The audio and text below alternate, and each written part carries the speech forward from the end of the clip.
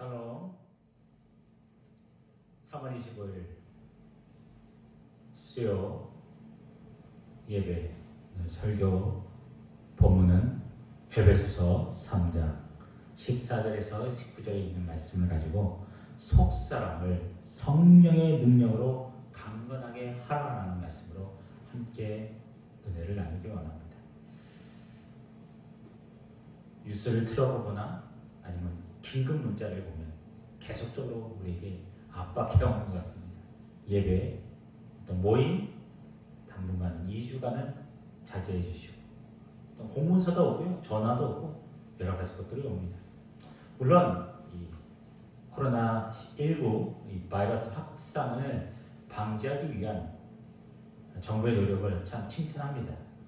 하지만 그럼에도 불구하고 이런 교회 예배를 여러 가지 것으로 인해서 구상권 청구한다, 나중에 뭐 고소고발을 들어간다라고 하는 여러 가지 압박을 당하면서 세상이 지금 오늘 우리 신앙을 위협하며 정면 대결을 해오고 있구나라는 느낌을 감출래야 감출 수가 없어요. 목사의 입장에서, 목회자 입장에서는 더욱더 더 강력하게 다가옵니다. 목회자가 이렇게 부담스러운데 성도님들은 어떤 반응일 것인가? 여러분, 지금까지 우리가 2주간 예배를 드리지 않고 지난주 예배를 드렸죠. 앞으로도 이렇게 새벽 예배와 주일 오전 예배는 계속 드리려고 합니다. 우리는 이런 싸움에서 어떻게 보면 세상의 도전 앞에 우리가 어떻게 대처할 것인가, 정정하게 당당하게 맞서 싸울 것인가, 아니면 적당하게 타협할 것인가, 아니면 꽁무니를 빼면서 도망가거나 아예 싸움 자체를 포기하고 항복할 것인가.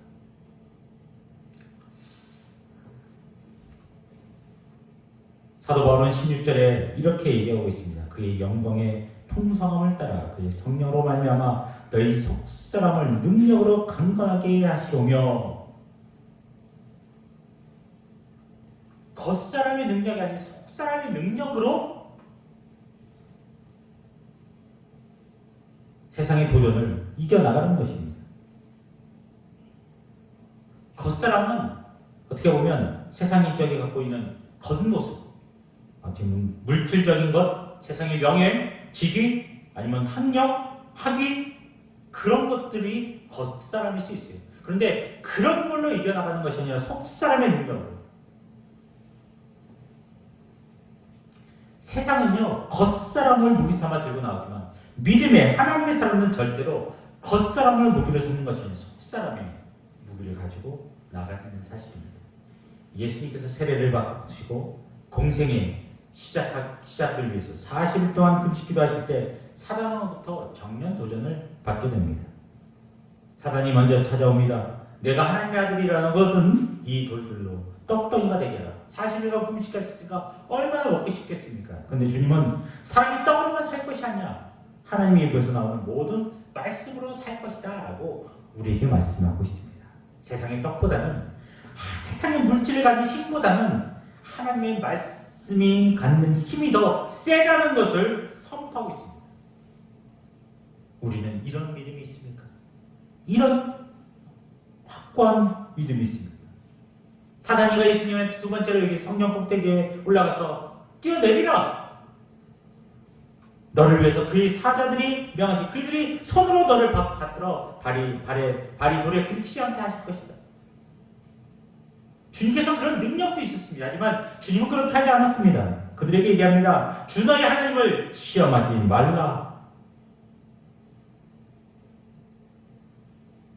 우리에게 이런 믿음의 실력이 있는가? 주 너희 하나님을 시험하지 말라. 사탄 조용히 해. 하나님을 시험하지 마라. 만국 천하만국 꼭대기에서 내가 만일 엎드려 경배하면 내가 이 모든 것을 내게 줄 것이다. 이에 예수께서 말씀하시되 사단아 물러가라. 사단아 물러가라. 주 너희 하나님께 경배하고 다만 그를 섬길 것이라. 섬기라 하였느니라. 아무리 세상에 부귀영화가 주어진다 할지라도 하나님만 경배하고 그분의 말씀을 붙잡고 섬기겠다는 주님의 강한 의지. 우리에게는 이런 믿음의 힘이 있는가? 세상의 영광이 눈앞에 펼쳐져 있는데, 세상의 권력과 명예와 부가 눈앞에 선해질 수 있는데 내 믿음은 얼마든지 많은 돈을 소유할 수 있는데 눈 한번 찔끔만 하면 되는데 우리는 그 앞에서 나는 하나님만만 경배하고 그의 말씀에 순종하며 살겠습니다. 그 모든 것은 나한테 필요 없습니다. 라고 외칠 수 있는가? 돼지를 도살장에 끌고 가는 방법은 다양하지만 눈앞에 땅에 감자를 떨어뜨리면 그것을 먹는 재미에 빠져서 결국 도살장으로 끌고 가는 줄도 모른다고 얘기합니다. 아무리 우리 앞에 달콤한 것이 있어도 일확천금의 그런 길이 있어도 하나님을 예배하는 일에 방해가 된다면 우리는요, 믿음의 사람들 그것을 하나님 뜻대로 사는 일에 거슬리게 되면 과감하게 포기할 수 있는 믿음의 사람이 되어야 되지 않겠습니까? 이것이 정말 멋있는 사람이 되지 않겠습니까? 성경에서는 겉사람과 속사람의 싸움 중에 다윗과 골리앗에 대해서도 얘기합니다. 골리앗은 겉사람의 대명사죠. 키는 말할 것도 없고 그 갖고 있는 무기와 단창 그리고 갑옷 엄청난 무기를 상대하고 있습니다. 이스라엘의 한 사람도 그 앞에 나가설 수 없었어요. 꽁무니만 빼고 왜 도망쳤을까?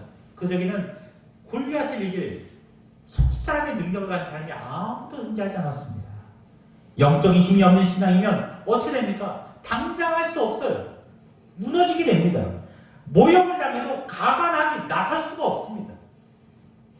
얼마나 비참하고 부끄러운 신앙입니까? 누군가 내 부모를 모욕한다면, 그럼에도 불구하고 가만히 대항할 수 없다면 이 얼마나 치욕적인 일이겠습니까? 그런데 힘이 없으면 그렇게 됩니다. 나라에게 힘이 없으면 그렇게 되고 내가 뭐가 없으면 이런 힘이 이렇게 나약하게 됩니다. 그러나 다윗은 달랐어요.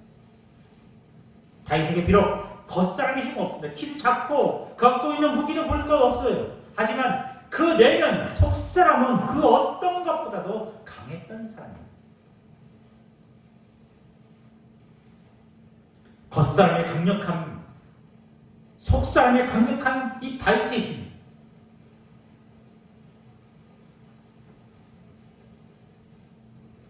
골리앗과 싸움에서 사울왕이 다윗에게 묻습니다. 너는 무엇을 가지고 나가 싸우겠느냐? 다윗이 얘기합니다. 왕이시여 내가 양을 칠 때 사자나 곰이나 양의 새끼를 물고 가면 저는 따라가서 그 수염을 잡고 그들을 쳐 죽인 경험이 있습니다. 그때도 하나님께서 나를 도우셨습니다. 지금 하나님의 이름을 모욕하는 저 블레셋 사람과 싸움에서 반드시 이길 것입니다. 그리고 정전 나가면 너는 칼과 단창으로 내게 오지만 나는 만군의 여호와 이름으로 내게 달려간다. 이게 어떻게 가능할까요? 어떻게 속사람이 강할 것은 바로 체험의 신앙이었어요. 체험의 신앙. 체험만큼 큰 확신이 없습니다. 목에 칼이 들어와도 체험한 것을 부인할 수가 없습니다.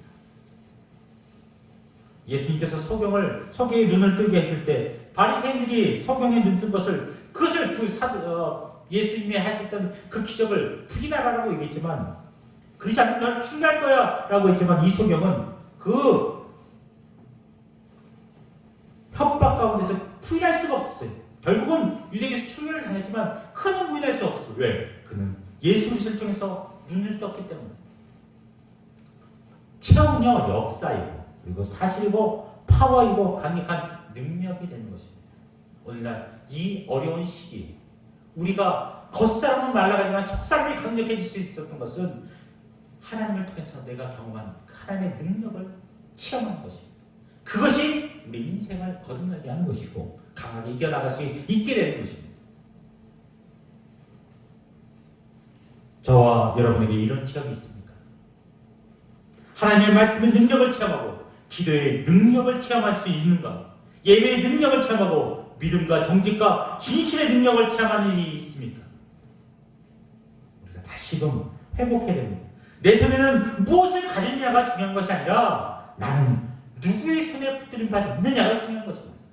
내가 가진 것이 능력이 아니에요. 내가 누구의 손에 붙들림 받 있는가? 세상의 힘의 기준이 되는 것들은 내 손에 없어도 됩니다. 하나님의 손에 붙들린 속도가 된다는 것이 중요한 거예요. 그래서 저는 우리 믿음의 성도들이 하나님의 능력을 체험할 수 있기를 많은 것을 하나님의 능력을 체험할 수 있기를 주님의 이름으로 축원드립니다. 그래서 그런 체험이 여러분에게 거대한 힘과 능력이 되어 세상의 어떤 유혹과 핍박 앞에서도 당당히 맞설 수 있는 믿음의 사람들이 되시기를 주님의 이름으로 축원드립니다. 아멘. 세 번째로는 바로 바알과 아세라 선지자 850대 1과 싸웠던 엘리야입니다. 850대 1. 이건 결코 쉬운 싸움이 아니었습니다. 근데요, 엘리야는 그 싸움에서 하나님의 말씀하신 하나님을 의지하며 그 싸움에 주저하지 않았습니다. 목숨을 건 거예요, 여러분. 850대 1과의 싸움은 결코 쉬운 싸움이 아니었습니다. 그는요, 확신에 찼어요. 엘리야는 오전부터 오후까지 그들에게 기회를 줬습니다. 너희들이 신에게 먼저 불을 내려오라고 얘기해봐. 아무 소식이 없자 엘리야는 제단에 나무를 쌓고 그 번제를 올려놓고 그 위에 물을 뿌렸습니다. 이것은 어떻게 자신 있다는 것입니다. 그 어떤 것도 그는 자신 있다는 것, 내가 갖고 믿음이 확실하다는 것입니다. 내가 믿는 하나님이 진짜이기 때문에. 만약 하나님은 진짜다, 850명이 아니라 수천 명이 달려온다 하더라도 내가 믿는 하나님이 진짜라는 거예요. 영적인 실력이 있는 자신감이 있었습니다. 저는 오늘 이것에 초점을 맞추기를 바랍니다. 여러분, 이런 자신감은요, 어디서 올까요? 이런 자신감이 어디서 올까요? 그런 짤짤한 신앙이 아니었어요. 불이 안 붙으면 어떻게 하지? 그렇게 불안한 그런 신앙이 아니었습니다. 나약한 신앙이 아니었습니다. 확실했습니다. 확고했어요. 하나님이 함께 하실 거예요. 나와 함께 하시면 850명, 2000명, 3000명 문제가 되지 않습니다. 이 일은 엘리야만 허락했던 것이 아닙니다. 성경에서 야고보서 5장 18절 12 엘리야는 우리가 성경이 같은 사람이라되 그가 비가 오지 않기를 간절히 기도한 줄 3년 6개월 동안 땅에 비가 오지 아니하고 다시 기도하니 하늘에 비가 주고 땅이 열매를 맺었느니라 라고 얘기합니다. 엘리야는 우리와 똑같은 성경의 사람, 똑같은 사람이었어요. 어려운 말 쉽게 말하면 우리가 똑같은 사람이라는 거예요. 똑같은 사람인데 특별한 사람이 아니라는 거예요. 우리도 그렇게 할 수 있고 그렇게 하도록 이 말씀을 통해서 도전을 주고 있습니다. 나는 약하고 바쁘고 핑계낼 수 없다는 것이. 언제까지나 바쁘다고만 하시겠습니까? 언제까지나 이렇게 나약한 신앙에 머물러 있겠습니까? 나는 약하고 바쁘고 안 돼. 세상은 우리에게 믿음의 도전을 하도록 여유 있는 시간을 주지 않습니다. 그 와중에서도 하나님을 체험하는 시간을 가지고 도전할 때 능력을 주시고 하나님의 위대한 체험을 더 가능하게 우리를 이끌어 가실 것입니다. 여러분, 우리 성민교회가 정말 이 시대 가운데 약한 교회가 되지 않기로 합니다. 정말로 어린아이처럼 끝없이 돌봐줘야 되고 떠먹여줘야 되는 그런 성도들이 되지 않기로 합니다. 나 혼자 앞가림하는 수준에서 머무는 것이 아니라 내가 하나님을 체험하고 내가 성령 충만함으로 인해서 세상 앞에서 당당할 수 있는, 확고할 수 있는 확실한 신앙의 힘을 보일 수 있는 그런 믿음의 성도, 그런 교회.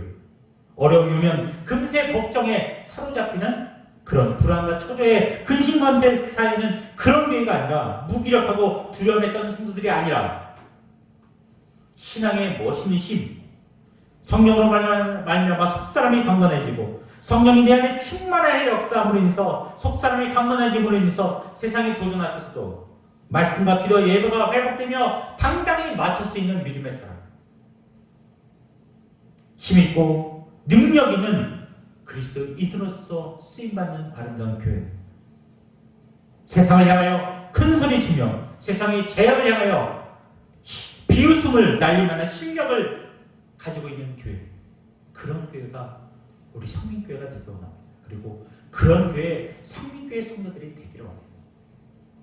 그러기 위해서 우리가 말씀과 말씀생활, 그리고 하나님 앞에 또한 기도 생활을 통해서 또한 하나님 앞에 성령 충만함을 위해서 하나님 성령 충만하게 해 주시옵소서. 또한 하나님에 향한 그 믿음, 굳센 믿음, 굳건한 믿음, 흔들리지 않는 믿음의 사람을 통해서 이 어려운 시기에 하나님의 놀라운 나라의 확정의 동참하며 힘있고 능력 있는 속사람이 날로 강건해져서 이 시대 가운데 하나님의 놀라운 복을 누리며 살아가시는 성민교회 모든 성도들, 모든 믿음의 백성들이 되시기를 주님의 이름으로 축원드립니다. 아멘.